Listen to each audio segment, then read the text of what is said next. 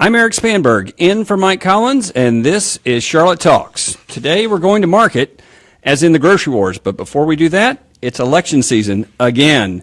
Last Friday, filing started for local races, including mayor and city council.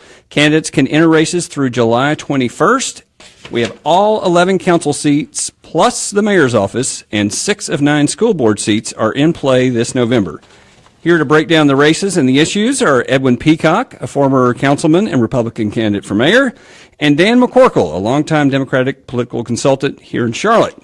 Dan, Edwin, thank you for being here. You're welcome. Yeah, great to be here. So let's start with the headline race. Mayor Jennifer Roberts, as you both know, is running for a second term. She faces her biggest challenges on the Democratic side from current council member Vi Lyles and State Senator Joel Ford. So Vi Lyles is filing today. Kenny Smith, the lone Republican in the race, will file Wednesday, and Jennifer Roberts will file Thursday. I'm not sure when Joel Ford is filing yet, but I'm sure that's coming soon. So how do each of you see both the primary in September and then the general contest when we get to November? Primary, Jennifer Roberts already has a substantial lead in the 2 polls that I've seen, and actually the lead is, she had a similar lead in 2015, which was running against 3 well-funded incumbents as well there. It's a more solid lead this time. Let's face it, if you're a Democrat, you probably voted for Jennifer Roberts 6, 7, 8 times. She's ran for county commission, she ran for Congress, and now she's ran for mayor. So she is a very, very well-known quantity, and sometimes people default to who they know. We know Jennifer. She's a staunch Democrat. She's a proud Democrat. She's not afraid to be a Democrat. And I think in the end, I think that's what's going to drive a lot of Democrats to vote for her again. I don't know if she's going to win the first round, but I think if she runs into the runoff, I think she'll be substantially better than whoever else she's with. Understand one thing about the history of Mecklenburg County elections in the last, say, since 1997. Let's pick up actually, though. The Democrats have not lost majority since 1997 on the city council. The mayorship, we had McCrory in there forever and ever and ever, and he did garner a lot of Democratic votes because he was a moderate guy kind of then. But since 2009, that's the last time the Republicans won a at-large race, and we have a very distinguished person in the studio right now that did that. But since 2011, the Democrats have swept all the city council races at large.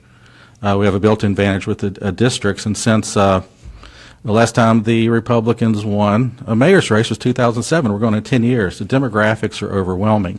Now, 2015 we can get into in a little bit, but that was a very challenging race for Jennifer Roberts in the general election. But we had a couple of things that were going on there. The last 2 African-American mayors, one resigned to move up to D.C., the other resigned to go to jail. And so the Democratic Party to West Virginia. Yeah, right, yeah. Moved to West Virginia. Democratic Party was not fractured. They just weren't motivated in 2015. Not to say that the Republican did not run a very fine race that year, but Jennifer eked out, I think, a 4% victory that year. I think this year the Democratic Party is unified again. We have the Trump effect. I mean, it leads to voter intensity. We're like, no, we're voting Democratic. And I think the Democrats will probably hold the same majority on city council and win the mayor's race once again.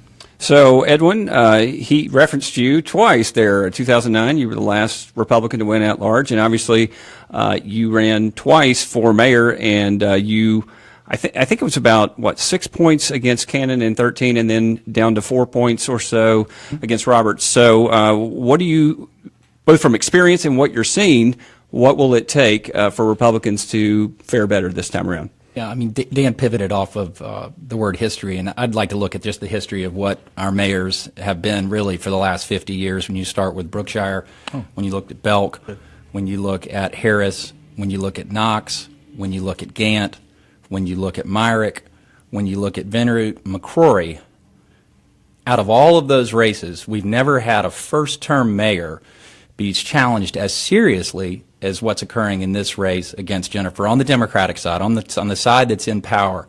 And I think what that's a testament to is it's a testament to Jennifer's failed leadership in this first term.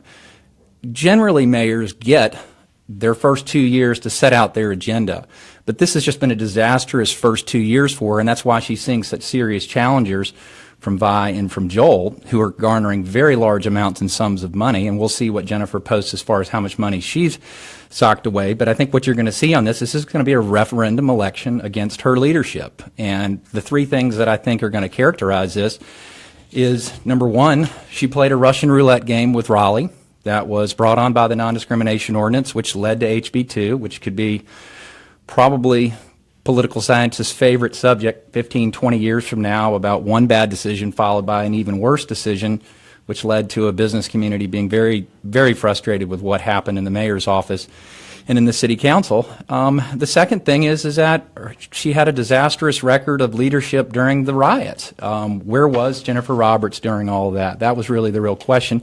And what you saw from it is you saw a city council respond, I think appropriately so, saying, we're not with her in her stance, which was essentially against the police and against the police chief. And that was just the message that was sent across Charlotte. And I think what's going to happen in this race for Jennifer, much different than when I ran against her, is people have formed an opinion now. They've really formed an opinion about her, and that's why she has two serious challengers. And when I talk about that history of those other mayors, what I'm seeing is I'm seeing a first-term mayor who has done something that very few people have ever thought could ever happen from the mayor's position, which is largely, Eric, as you know, criticized as being a cheerleader-type position. She actually has hurt her city, and she's hurt her state in the process through this dogmatic approach of continuing to push the way that she was during all the saga that became known as HB2. That was you and Jim Morrill's favorite subject of 2016. I mean, what would you have written about, Eric? We spent a little time on that. What both of you are hitting on. I want to ask you about. The conventional wisdom is there are basically three issues in this race: HB2, which you just mentioned, the riots and the protests from the Scott shooting, and then public safety in general with the crime rates doubling, murders up twice as high. 49 homicides. All right, let me first talk about the homicide rate. I know one murder is too many. But I remember in 1993, I was a young political consultant then, Richard Venner Mayor. We had 129 murders in 1993. We were half the population of what we are now. So when candidates bring up the murder rate, yes, one murder is too many. But you know what? We're double the population. We're still nowhere near the 1993 murder rate in Charlotte, North Carolina. I mean, if you hear the press... Let me stop you for a minute. That's absolutely right, Dan. But what I wonder is when people hear that the murder rate is almost double what it was a year ago. You're right. Historically, it's still low, but how hard is it to get that message out? It's very hard because you have a 24/7 news cycle, and every murder is amplified. Every murder is tragic, but we're a city approaching 1 million people. Okay, we're not Mayberry. Unfortunately, with certain parts of town, certain crimes that occur, drug issues in all parts of Charlotte, you're going to have murders. I've never known a major city that doesn't have murders. But the murder rate is much lower than it was in 1993. And I don't remember people in 1993 saying the world is ending. We worked very hard, and within a few years we got the murder rate back down again under control. There's got to be an underlying issue to the murder rate. And in the 90s, a lot of it was crack cocaine and the sudden influence of that on a lot of folks. It could be black tar heroin. It could be a number of different things going on in Charlotte right now because the murders are concentrated. It's not all over town, and they're concentrated demographically, which is something we've really got to look into because that's a serious, serious issue. The other issue is, Charlotte is still thriving as a community. The unemployment rate is 4%. People are still wanting to come here.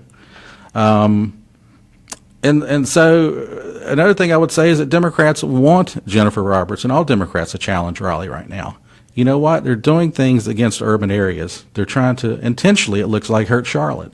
So as a Democrat, that is not a losing issue in a primary. Now, in a general election, she's going to have to parse it very well, but in a Democratic primary, fighting Raleigh is a winning issue. Edwin, I'm curious, Edwin, you've been through these wars before. Can you make the argument that Dan is making? Can you make that argument that essentially we're not Mayberry anymore, and so this is just something that comes with being a big city? Will that resonate with voters? It won't, because citizens, when they don't feel safe, and that is a feeling, Dan, you know that. Nobody really follows the statistic. If you're a victim of crime, you don't care what the statistics are as it relates to crime. Right. But we've doubled our murder rate, and the perception and the reality following the protests that led to riots people, if they don't feel safe, this can break and become a single issue on this. When I was talking about the history earlier and what I think could happen in this race is we could have a situation where, in this case, in my opinion, if Vi and Joel, if both of them run, neither of them will win. We will have a repeat of David Howard and Michael Barnes. These two will split the vote, and Jennifer will win the nomination. And you will have Kenny Smith versus Jennifer Roberts. We're going to have a low turnout race, and it's a type of issue like public safety where I think that, as the New York Times said about Jennifer Roberts, they quoted in the editorial that she was out to sea as it relates to her responses to what was going on in Charlotte at the time. And so citizens all around Charlotte were feeling like, hey, we're all for the First Amendment and people exercising the right to express themselves, but people that are intent on doing harm to the city and doing it publicly and do it demonstratively as they did in that display, I think that's really reflected was where does Jennifer stand on this? You look on her website right now, it basically hasn't been updated since I ran against her. She has no plan on public safety. She's not talking about it, Dan, and that's the part where I just say people care about this issue. You can say that you're hiring more police officers, and you know that's always going to be a winning issue. No candidate for city council is not going to say they're for hiring more police officers. But if you don't come up with a real plan and you don't address it, you look reactive and you look unresponsive. And the one race that I point to that I think we could be looking at a repeat of would be 1987 in Myrick. People didn't know who she was, and they didn't think that she had a chance against Gant. And then she took a breaking issue, which at the time was traffic and transportation. Again, it was related to just frustration and gridlock, and people in South Charlotte were responding, and that's where Kenny's base is. Let me throw in a couple of numbers real quick. You guys know these numbers very well. We have 260,000 or so registered Democrats in the city of Charlotte. We have 117,000 registered Republicans, and we have 164,000 unaffiliated voters. Last time around, 2015, turnout was about 15%, about 80,000 votes in the mayor's race. With all of that as a backdrop, are we looking at a similar type turnout, you think, this time around? I believe we are. Well, it's hard to say. 12%. How motivated are the Democrats and this new millennial class that we seem to have a lot of candidates running in? Are they truly motivated to vote in November? We'll see. Natural registration is 48% to 22%. Democrats 48%, Republicans 22%, and 30% unaffiliated. Like I said, it's always a thing in politics. Who are the unaffiliates? What do they want? How do you get them to the polls? Mayoral primary, I'm looking at a 9% turnout in the Democratic primary. That may be overestimating, but that's about what we got last time. If we have a runoff, we could be, I've seen runoffs at 1% before, but it would probably be a runoff of 5-6%. There'll definitely be a runoff in some of the districts. I can almost guarantee that. Going back to the riots, I just have to say that no one really did a good job. The media wanted information. We wanted somebody to stand in front of the microphone and say what's going on. And I don't think anyone in the county, city level was there. Right now, though, I will say at this moment I have a lot of faith in Chief Putney and the police force. I think he has got a potential to really build a top-notch police force for the near future, for the long-term future. But we also have to, as City Council and also in the County Commission, we got to get to the root core of crime: poverty, lack of education, and drugs. Drugs are the number one issue driving a lot of these crimes right now. If somebody gets shot at 3 in the morning, I almost bet you that drugs are involved. We've got to get a handle on that. That's the voice of Dan McCorkle. Edwin Peacock is also with us here on Charlotte Talks. When we come back, we're going to talk about dark money, we're going to talk about fundraising, and we're going to talk about some of these council races before we get into the grocery store wars. This is Charlotte Talks. More Charlotte Talks in just a moment on listener-funded 90.7 WFAE. Our support comes from WFAE members and Bojangles, featuring the new sweet cayenne Cajun filet sandwich with jalapeno cheese, bacon, and Cajun sauce. Available all day, every day at area Bojangles. Okay. Charlotte's homicide count continues to rise. I thought it was Larry Shaheen or something. CMPD says it's doing what it's We haven't yelled at each other in a week or two. Your background stats here are on crime right now. Are you hearing this? Coming up tonight at 7. She's talking about the murder rate. At Friendship Missionary Baptist I don't know if that's Church. true. That's you guys tonight. And others will talk with Mike Collins. Keeping the argument going. I like what's this. being done and what's left to do. It's a special tonight at 7 on WFAE and at Friendship Missionary Baptist Church. If you're interested in going, go to our website, WFAE.org, for more information. All I'm Anthony Brooks. Coming up on the next On Point, the Senate health care bill would leave millions of disabled children without Medicare. Hey, Evan, we'll dig into that. That's coming up on the next On Point from NPR. No, I mean, You're invited to join I've been On helping Point encourage coming up at people to 10 run, and I've been o'clock, involved right in after helping Talks. Here on campaigns listener-funded on city 90.7 council. WFAE. Active. Charlotte's no, I don't get NPR paid. news source. Okay. Oh yeah, big money, big money. Big money. I'm not dark money. I'm Big money. Dark money. Back on Charlotte Talks, I'm Eric Spanberg in for Mike Collins as we are talking about the city council races, the mayor's races, and the rest of the fall campaign. Edwin Peacock, a former Republican councilman and two-time mayoral candidate, is with us, and Dan McCorkle, a longtime Democratic strategist, is also with us here in studio. We're going to talk politics a little bit more, and then we're going to get into the grocery store wars. When we left, we were talking a little bit about, we were starting to get into a little bit of the statistics, and I wanted to ask you about the money side. I think we have both Vi Lyles and Joel Ford have said they've raised more than $200,000 each. I think Kenny Smith said about $260,000. Jennifer Roberts has not yet declared how much she has raised, and July 28th is when all the candidates have to actually file with the Elections Board. So with all of that as a backdrop, a lot of people seem to think that this is going to be a record year for spending. What did the two of you see? Why? I've never understood why people spend $500,000 to get 30,000 votes. It's the insanity of the whole thing. And it has to do with, I don't know if it's egos, but you don't need that. I've won city council races for $20,000, and I had every tool I needed. What do you do with $500,000 in a municipal primary or even a general election? It's insane. Now, I know you're going to segue into this, but I think the dark money has always been there. The PAC money has always been there. The dark money often comes with strings attached. In other words, we will give you this check for $10,000. We're going to use our vendors. And what that's doing, it's driving a lot of consultants from outside of Charlotte, from D.C., from wherever, from whatever hole they crawled out of. Well, the consultant who managed Edwin's campaign in 2015 is the head of, Forward Charlotte, I believe, which is not aligned with the candidate, but it's obviously Republican leaning, and it's one of these social welfare groups, which means they can essentially advocate for positions that would. But look at why. I mean, you're talking about what the amount of money. I'm talking about why do we have two dark candidates? The reason that we have this is what happened in the mayor's office. We have. On the left, we have a political action committee, and on the right, we have a political action committee. We have two candidates. We have two candidates that have already raised $400,000, and we're not even 4 months into the race, and the real money will begin after filing closes. Again, why? The reason why is Jennifer has not been an effective mayor. She has divided the community, and she's divided her council. Now, that is the reason why we're seeing this. And the question will be is that will more money translate to getting turnout out? And that's it normally doesn't. It normally doesn't. Sadly, it doesn't. And like I said, it took a state senator, of course, who lives in the world of dark money in Raleigh to actually bring the dark money visibly into town. Like I said, it's always been there somewhere.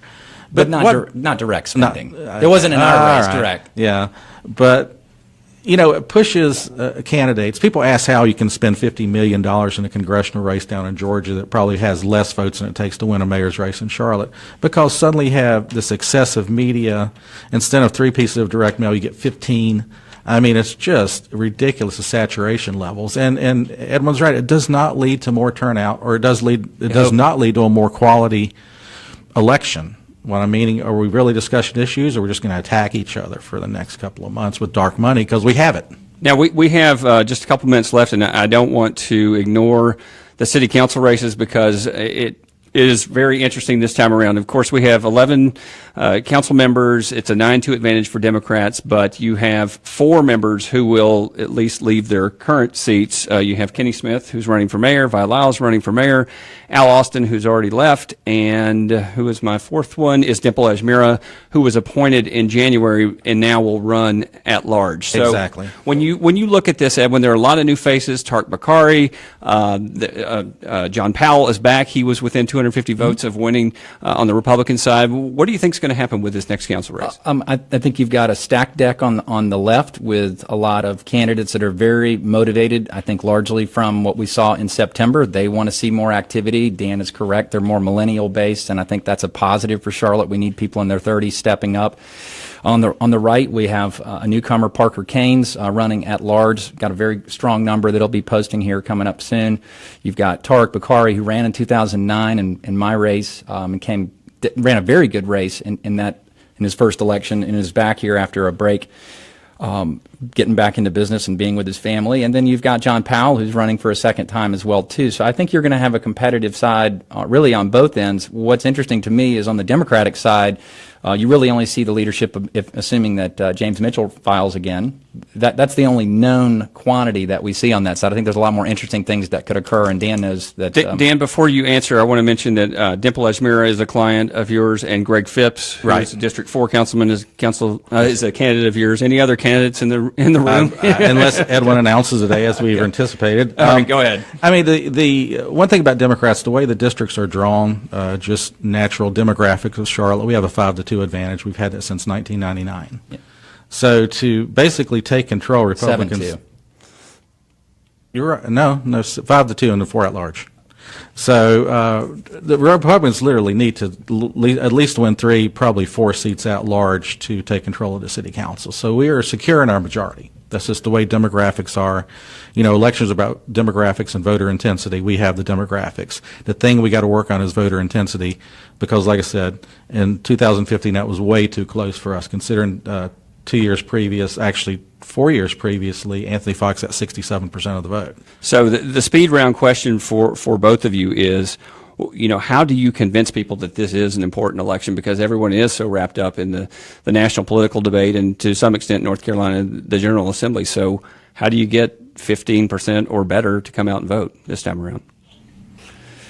I think sadly on local elections, people have got to have a reason to come out. And it's generally going to either be a ballot initiative. I think the one that we had that was most prominent in a local election was 2012 with Amendment 1. We don't have anything like that. We've got the school bonds that drive it. And so, again, I point to this being a referendum on the leadership of Jennifer Roberts, and that will carry on the down ticket as well, too. Again, you see people on her side of the ticket that are very dissatisfied with her leadership and don't see a vision going forward. On the right, you see, obviously, Kenny Smith using appropriately, "We deserve better" as his motto for his campaign, and I think Kenny's striking a right message. The question will be, as I saw, we saw a drop in District 7 voter turnout in my race, which was very disappointing. That's where a lot of my vote total could have come from between my race against Patrick Cannon. It went down, and we were sort of miffed by that. We worked so hard to try to find voters that generally are not voting in local elections, but only voting in presidential and large senatorial campaigns. We just were unable to motivate them, and I think what motivates them is a reason where they want to vote typically against something, which is unfortunate. We see that trickling down from Dan, can you do it in 60 seconds? Tell us. I can do it in 60 seconds. Why should people vote? Or how do you get them to vote? I will say that I will give a scholarly answer, because the city council members have more impact on your day-to-day life than any other elected official. Think about it. Mm-hmm. All the things they're in charge of, all the things they're responsible for, the infrastructure, traffic, transit, you know, fixing potholes. I mean, it's a voter education issue. It's great to vote for the president. Fantastic. But, man, start voting locally. It is so important. Another issue that, like I said, will come up will be Trump. I'm serious. Democrats are very, very motivated. I mean, they woke up shocked in November, and now they have identified themselves as Democrats. They're very staunchly Democrats. If you're not a Democrat, then, you know, we're not going to vote for you. A lot of the issues are. But the other issue is Charlotte sovereignty. I mean, the things Raleigh is trying to do to Charlotte, from taking our airport to, at some point, redistricting our city. I think that's on the agenda, too, God forbid. I think fighting against Raleigh actually is a good winning issue for Democrats as well. But let's just get people voting locally, for heaven's sakes. Let's make Charlotte a better place. I want to thank both of you. That was Dan McCorkle with the Last Word Democratic strategist, Edwin Peacock, former Republican councilman and mayoral candidate. Thank you both for being here today. And we're going to head on down the grocery aisle now. Thank you both. You're welcome. All right. Thanks.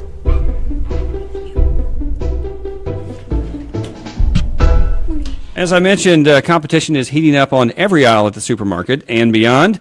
3 years ago, hometown grocer Harris Teeter became part of Kroger, the #1 grocery chain. And the same year, Publix began an aggressive expansion into Charlotte that includes a number of head-to-head challenges in real estate terms to Harris to Harris Teeter. I can't read today.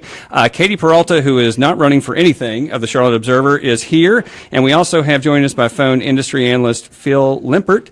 They're going to sift through the competition for us. So let's start. I want to start with you, Katie. Harris Teeter and Publix, you've obviously written a lot about this, the competition. Harris Teeter has 20%, I think, of the Charlotte market, right? Publix has 7.2%. So where is all this headed? Are we going to see more of the same? Definitely not more of the same. It's going to get more aggressive. And I think that we've seen a lot of the intensity over the last, 3 years since Publix has been here. And while they don't control a very large portion of the Charlotte grocery market, it is one that has grown exponentially, more so proportionally than other grocery store chains. So while they are pretty small, they're growing pretty quickly. They have tons of stores planned in the Charlotte area, a lot more that are being kind of just in the works down the line. There's a lot of talk about some locations that I probably shouldn't mention, but I think that, as time goes on, people will say, like, why is there a Publix across the street? There's literally just a Harris Teeter a block away. And that's not really unusual because they compete for the same customers. So I think that you'll see a lot more competition, a lot more price competition, maybe. That might be a good thing for consumers down the line, as things heat up in the Charlotte area and as the region keeps growing, of course. I mentioned Phil Limpert, who is an industry analyst. Phil, for years, people have wondered whether someone like Publix would actually challenge Harris Teeter in their own backyard. And as Katie just made clear, they are. Why do you think now is the right time for them to do this? Or why do they think it's the right time? Well, Eric, I think that when you look at all of grocery, and everything that Katie said is dead on, but if you look at everything that's going on in grocery, the rules have changed. The rules changed about 2 weeks ago. We started out the week with Lidl opening up their stores in North Carolina, and it really shocked the industry because everybody thought that when Lidl opened, it would look like Lidl is in Europe, which is just a mirror image of Aldi, which basically they came to the U.S. and they said, we're going to change. We're going to be all about fresh.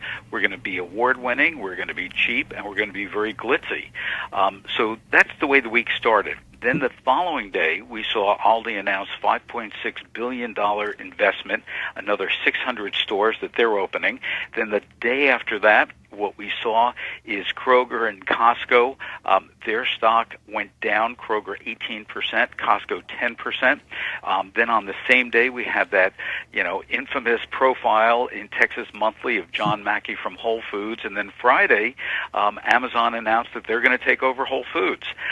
So I think all the rules are different now. And I think that if you look at this Publix Harris Teeter war and this battle, this is nothing. We're going to see lots of new formats happening in Charlotte and throughout the entire country. And basically, consumers are going to win because I think we're going to have better grocery stores and we're going to have cheaper prices. See, a shameless host would say that's a lot to digest, but I won't do that. Before we get into some of the Whole Foods and the wholesalers you mentioned, I want to ask you both about Kroger. Obviously, Harris Teeter's parent company. They've had consecutive quarters of declining same-store sales after 50 quarters of growth, which is a pretty incredible statistic. Their profits fell 56% in the first quarter. They've lowered their expected earnings forecast for the rest of the year. The stock is down 30%. So, I guess how much of a problem is this for Kroger, and what's it going to take for them to bounce back a little bit here? It's a pretty big problem for Kroger because not only are there more competitors in the space, but there are cheaper options. A lot of young people don't care as much about brand names, so they might, gravitate toward like a Lidl, Target, Trader Joe's, basically whatever is closest and most convenient and cheapest. So that's forced Kroger, Harris Teeter to be a little bit more innovative, which is why you're seeing them add different elements to their grocery stores. Like, Phil, I think you've used this term several times, grocerants, which are like in-store restaurants where you can sit down, have a glass of wine. Wine bars, of course, growlers, gas stations, and they have lowered prices on like thousands of items. So it's really forced them to change pretty quickly. They, at least at Harris Teeter stores, that's what I'm referring to in the Charlotte area. They've also done pretty extensive renovations of several stores, or are about to do pretty extensive renovations on several Charlotte stores throughout the area, just to make them, a little bit glitzier, a little bit more of an experiential type of shopping trip. At Publix, their motto is "Where shopping is a pleasure." So it's kind of interesting. You see Harris Teeter and Kroger going kind of that same route with the, just with the glitzier additions and fancy upgrades and things like that. That's Katie Peralta from the Charlotte Observer. Phil Limpert, you want to chime in on that? Absolutely. When we take a look at what's gone on with Kroger, it's really interesting. Kroger has a secret weapon. It's called 8451, which is a company, it used to be called dunnhumby out of the UK. They bought 50% of it some years ago, and then a couple years ago they bought the rest of it. It's really about marketing intelligence, really being able to segment consumers. So what's interesting is that was driving Kroger's growth. The problem is, as Katie pointed out, the millennials and Generation Z don't see any difference between going to a store, shopping online, name brands versus store brands, and they really miss the mark on that. And when we take a look at what the future is going to hold, that 40 to 50,000 square foot supermarket is a dinosaur. It's dead in the water. It's exactly what Katie had said about Publix getting a better experience. It's not just about piling it high and selling it cheap anymore. When people buy food, they want to have more passion about their food. Walking around with a glass of wine while you're shopping. So it's really changing everything, and Kroger really misread that, which is shocking to me because they're a smart company. 8451 is a terrific, very insightful company, and they just didn't move quick enough. So if the 40 to 50,000 square foot store is a dinosaur, why do they keep building these things? I'm not just talking about Harris Teeter. I mean, obviously there are plenty of Publix and others, Food Lion. And I'm going to say this very respectfully to the industry that I love, but supermarkets are not the cool guys. These are really run by a bunch of old white guys, and frankly, they haven't kept up with what's going on, which is why Amazon taking over Whole Foods is so important, because they think very differently. You're going to see, the staff of Whole Foods, the executive team at Whole Foods, be a lot of different kinds of thinkers from Silicon Valley that we haven't seen in the grocery business, for decades. Katie, you agree with that? Yes, and I would also add that a lot of the stores that we see under construction are not your typical 40,000 square foot. I'm trying to think of an example of that. I mean, there aren't even that many being built in the Charlotte area of just Harris Teeter, but if you look at the one on South Boulevard that just opened, I think that's 53,000 square feet, which is much larger than a typical Harris Teeter. The one in Pinehurst is 75,000 square feet, which is giant. And then some of the other newer players to the market, like Lidl, Aldi is redoing a bunch of their stores too, which are very similar. They're smaller format, and they have a lot smaller of a selection. And a lot of that selection is private label, which is their own Aldi brand or whatever.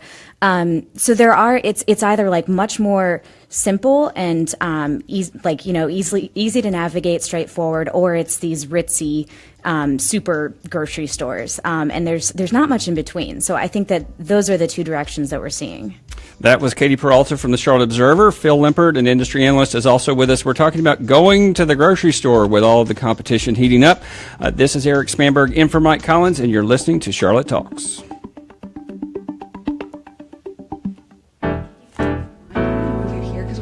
More Charlotte Talks in just a moment on Listener Funded 90.7 WFAE. Our support comes from WFAE members and Jesse Brown's, a specialty outfitter offering clothing, gear, and accessories for outdoor adventures or casual trips around town. Is it Located at Sharon Corners at South Park. Okay. More info at jessiebrowns.com. And Charlotte Radiology, the imaging experts since 1967, celebrating 50 years of subspecialized radiology care. Coming up next on WFAE at 10 o'clock on Point with guest host Ray Suarez in for Tom Ashford today.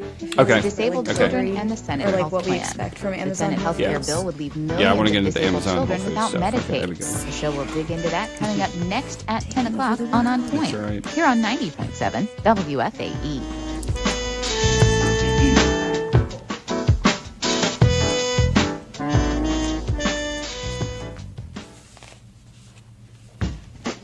Tom Chester, General Manager, Tyndall Subaru of Gastonia, a WFAE underwriter. There's a lot of listeners, and it's a very high quality type of programming, and we like being associated with that high quality type of approach to news and information. Get more information. Email underwriting@wfae.org.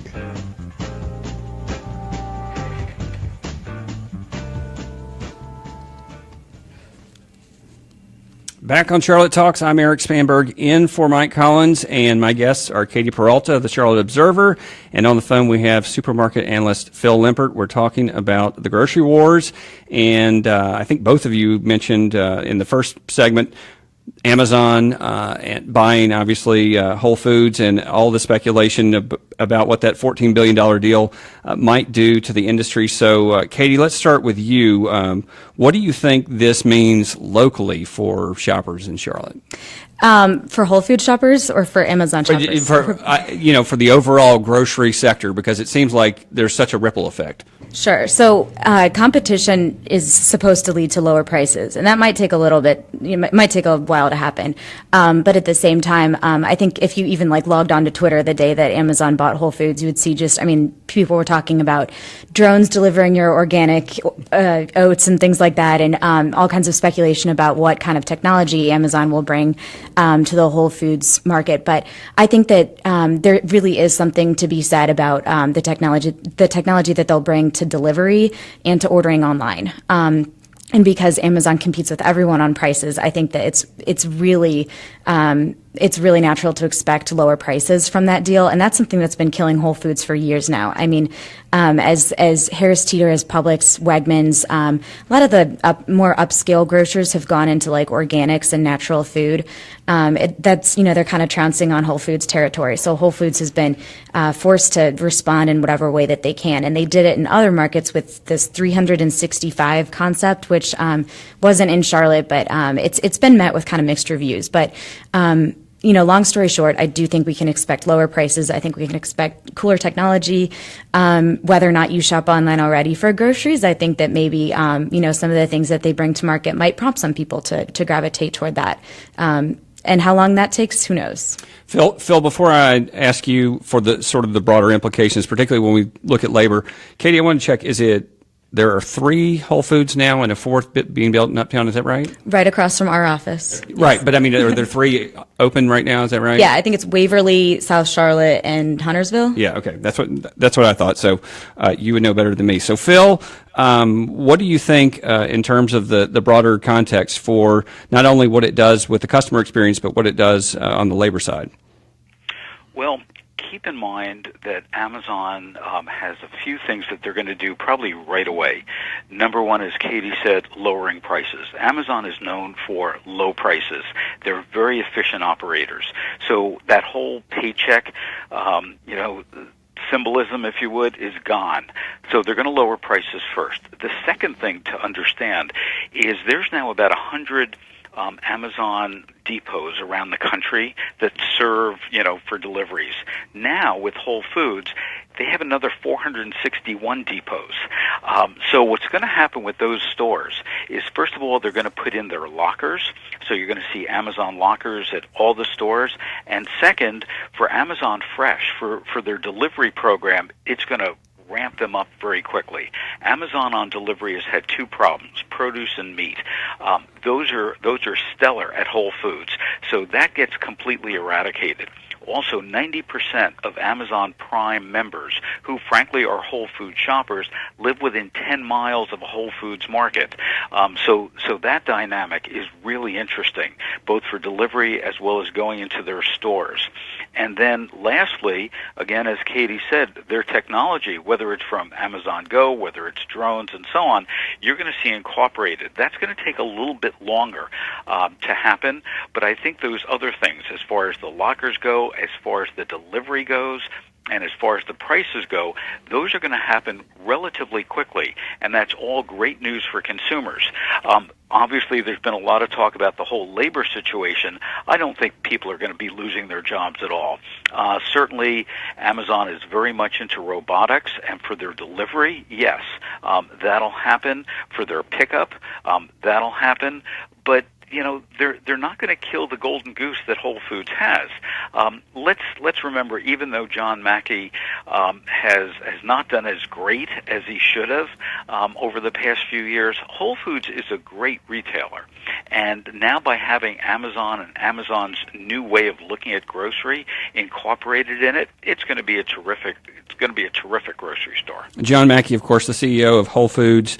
We've talked a lot about obviously Kroger and Publix and Whole Foods. We haven't talked a lot about Walmart, which I think is about 20% of the national grocery market. How is Walmart attacking this ramped up competition? Let's start with Katie Peralta from The Observer in terms of what we're seeing locally. I think they're closing a few of their neighborhood markets, right, around town? I think there's one that closed locally.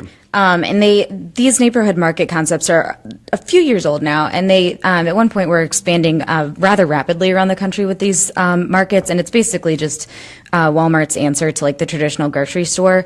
It's like a 40,000 square foot, kind of like the dinosaur Phil was just talking about, so maybe that's why they weren't doing so well. But Walmart supercenters, especially if they are kind of the only player in their area, seem to still dominate. I'm thinking of like the one on Wilkinson Boulevard, which is like the only grocery store for miles and miles, and it serves a very large community. So they've kind of gone several different routes, right? And so they also have Sam's Club, I just blanked on that. So they do have several different concepts that they've responded with and that they are still doing fairly well with. Walmart remains one of the top grocers in the Charlotte area. Number 2, is that right? I think number 2 this or last year. So yeah, I mean, they'll never compete directly with a Whole Foods or with a Harris Teeter, but they are still the leader in low price grocers. Phil, what do you see Walmart doing? Well, Walmart clearly wants to get into the e-commerce game with Jet.com and Jet Fresh, which is their, delivery of fresh foods. That's where I really think that they're going to pull ahead. I agree that when we take a look at the formats, whether it's Sam's, whether it's the supercenters and so on, those are stable, those are growing depending on where they are in the country. But the big expansion is going to be in e-commerce with Jet.com and Jet Fresh when it comes to groceries. So obviously, there's a grocery store with a lot of local heritage that we haven't talked at all about, which is Food Lion, and the parent company may or may not be in play, right, with Kroger. There was some rumor about that, I think. Where does Food Lion fit in the Charlotte market, first of all, at this point? I think, technically speaking, if we're looking at market share, it's number 3, It's number 3. And they're based in Salisbury, or rather Food Lion is their parent company, is European. But they've always been a pretty competitive grocer in the Charlotte market, and they just redid all of their grocery stores in the area with, fresh imagery, the store layouts are much more easy to navigate now. They've redone their entire fresh produce department with a walk-in fruit closet, things like that. So they've invested very heavily in over $200 million project that they did. And this is basically in response to all the competition that's entering the market. But they're not going in that grocerant, to use your term? No, and they're much more simplified. They don't have, like Walmart has, like the order online, pick up in store, to my knowledge. They don't have like the delivery directly operated through Food Lion, and they don't have the in-store restaurants. So it is a much more simplified shopper experience. So that's certainly something that makes them a little bit different, but they're one that have been here for, decades. So, Phil Limpert, what do you see with Food Lion in terms of their staying power and their impact? Well, I think that they're floundering. And, what they did, I guess now about 15 years ago, is they had started that concept by the name of Bloom, which was really very clever and really very insightful. And they just missed the mark. They were one of the first retailers to really jump on technology, to really focus on food, and for whatever reason, Bloom didn't bloom. They turned them back into Food Lion. Food Lion has always been known for great prices, and I think a lot of the activity that you're seeing now is they're trying to expand that and have a lot of these service departments. But again, for me, a lot of their stores is that dinosaur model that they really need to change drastically if they want to stay in the business. The Kroger CEO on an analyst call recently was discussing the price pressure on milk and eggs, which are obviously staples at any grocery store. I'm wondering, particularly, Katie, since you're reporting on the local market, how much price sensitivity? I know that sounds like a ridiculous question. Of course, everybody wants to pay less, but how much is that driving customers back and forth? How much do you think people are shuffling around just based on prices? I really think it depends on the age group, and I hate to lean back on generalizations about different age groups, but being a millennial myself, I know that there are things that are, there's data behind this. We go for the cheapest and most convenient locations, whereas maybe a baby boomer or like a family might go to the Harris Teeter down the street that they've gone to for years. They like the brand, they like the customer service there, they're used to it. Guilty. Go ahead. Well, see, you've proven I'm confirming stereotypes. Go ahead. So I think that there are a lot of different spending habits that play into that, and so I think that. Some grocers even Food Lion, but Harris Teeter Publix I was thinking of are really trying to build up that brand loyalty among millennials. They're building in very millennial heavy areas in Charlotte and beyond. But I think that we are much more sensitive to price, and for us it's going to be a lot more what's convenient for me. I'm going to drop in and pick up a whatever on my way home from work, and I also don't want to spend an arm and a leg every time I go in there. So I think that those are probably the two most important factors. So Phil Limpert, how complicated does that make life for not only the Krogers but the other so-called traditional grocery stores? Very complicated, and that's why Lidl and Aldi really have a jump on this market, especially for millennials who are passionate about food. They want quality, but as Katie said, they want value, and that's what Lidl and Aldi have. 90% of what they sell is under their own brands. Lidl, since January, has won over 200 different awards, medals for their wines here in the U.S. They're pushing hard to build a relationship with that millennial shopper that really is going to steal them away from the Krogers, from the Harris Teeters, from the Safeways of the world, from all those traditional grocers. Well, what about those non-millennials of us? How long before we catch on to the smarter shopping that the millennials might be doing? I don't know if we ever do. I'm a baby boomer also, and when you think about long-term planning, and what I'm going to say is going to come under a lot of criticism, but for us, for baby boomers, we've got probably about another 20 or 30 years worth of grocery shopping until we die. When you look at millennials, they've got another 50, 60 years till they die, if not longer. So that's why the focus is really on the millennials, on Generation Z, because if you can grab them now as they earn more money, as they get, more, family building and so on, what you're going to have is you're going to have a better customer than somebody who's, 70, 80, 90 years old. So, Katie, when we look at Charlotte, what about the other players? You have Target, you obviously have the other wholesalers like Costco and BJ's, and you have Trader Joe's, some of those. How are they sort of factoring in, I guess, to these grocery wars that we tend to think of as really Harris Teeter versus Publix? They're much smaller. That's why we think of them as Harris Teeter versus Publix. Especially when you look at the wholesalers, I don't know offhand how big of a market share they command, but Trader Joe's, for example, is very deliberate about where they build stores. And I hear people talking all the time, why don't we have a Trader Joe's in my area? And I think that I'm not sure about the rationale behind those decisions. Maybe, Phil, you could speak to this, but those kind of markets really are appealing to millennials because they're smaller, they're simpler, they're really cheap, and they're conveniently located. So those all play a much smaller role in Charlotte's grocery wars, but at the same time, a lot of them have been here for years. They have a loyal customer base. They're not necessarily trying to dominate the industry. I think if you look at Target's not trying to become the dominant grocery store in the country, I don't think.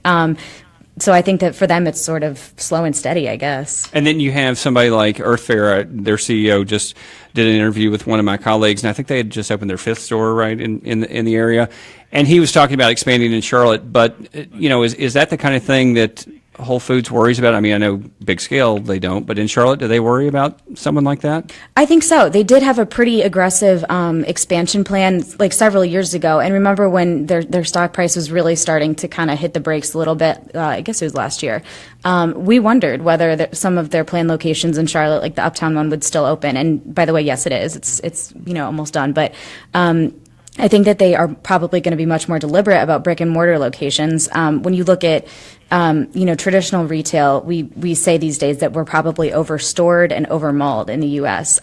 So I wonder when that's going to be true of grocery stores too. Eventually, we won't need all of these grocery stores to keep expanding. Yeah, I want to ask you that, Phil Limpert. We have a couple minutes left, and I just wonder, how much can we eat? I mean, these things are opening all over Charlotte and every other growing city. I mean, we see the same pattern playing out. So when does this endless expansion come to a halt? Well, you're right. We're not eating more. We're eating differently than we ever did. So the choices are becoming more important. And what we're starting to see is retailers, and Whole Foods has done this for a while, as well as some other ones. But the bottom line is they're starting to curate their offerings. So it's not going into a store and seeing 100 different bottles of olive oil, but frankly, 8 different brands of olive oil. An organic one from France, one from, Tunisia that has an Italian name on it, one from California. So we're getting more particular in actually what we're buying. And, we are overstored when it comes to groceries, but we're getting more segmented. So I'm going to go to Lidl to get certain things. I'm going to go to Harris Teeter to get certain things. We're really shopping around more than ever before. So the good news is we can all go to 7 grocery stores a week instead of 1. Great news. Exactly. I don't know if that's great news, but it is the news. So Phil Limpert, supermarket industry analyst, thank you for joining us. Katie Peralta from the Charlotte Observer, thank you for joining us. And also Edwin Peacock and Dan McCorkle earlier in the hour with the political races. I'm Eric Spanberg, in for Mike Collins. Thanks for listening today.